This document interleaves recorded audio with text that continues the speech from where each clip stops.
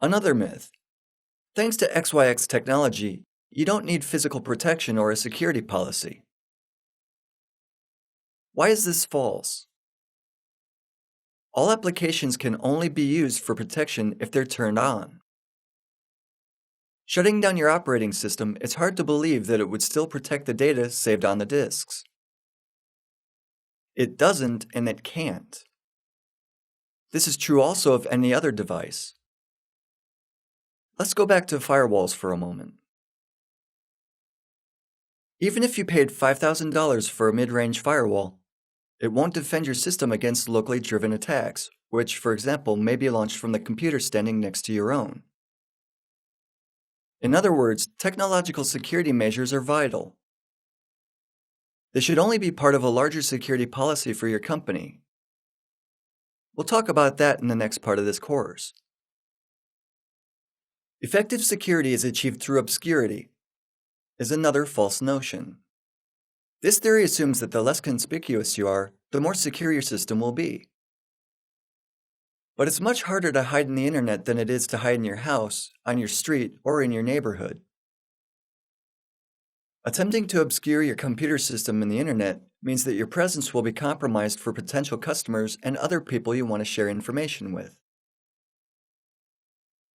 Not connecting to the internet in the first place wouldn't make for a big difference. Any system that performs some operations can disclose a lot on its configuration and the people who manage it.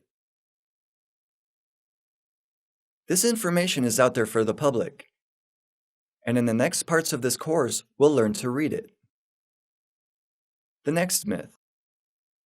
Client-side security successfully protects the server.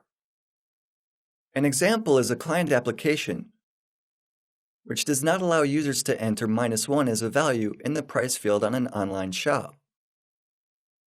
It protects us from people who would want to try and deceive us by buying a product for free and making us pay money to them. This myth is false for two reasons. As server administrators, you have no control over client computers.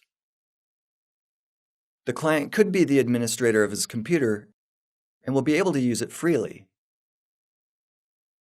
He could, for example, tamper with the functioning of your secure web page used for online purchases. Not being a programmer, the user may not want to modify the code on the web page, but he can connect to the page bypassing your application on a public server. You can't force all users to connect to the server always using your application. If there's communication, users can always set it without having to use an X program if they know how to do it. And the program that will be used instead may not function exactly as you wish it would. Cracking passwords is the biggest threat, is another myth from our list. Yes, you should protect your authorizations. It's not true, however, that if an unauthorized person gains access to your authorizations, he or she may hijack your identity in a computer system. It's also not true that cracking a password consists of trying algorithms and authorization procedures until an unencrypted password is determined. It's far easier to simply ask a user to provide a password.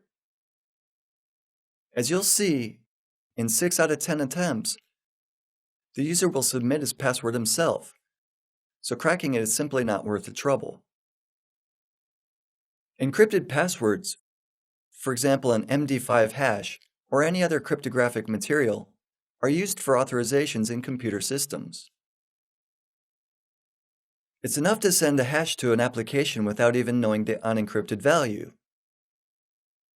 The threat is not limited to simply cracking passwords. As far as computer systems users are concerned, a variant of the myth tells them not to save any passwords. They have to be memorized. A secure password set up by administrators could, for example, be a string of 18 pseudo-randomly generated characters.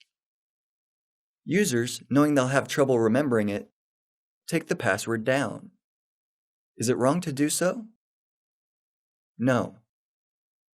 The problem is, however, storing the information in a secure way, like you would store the confidential data such as a credit card. Not many people would leave their credit card under their keyboards. They usually put it in a wallet. So why don't you keep the note with your password in your wallet and leave it under the keyboard instead?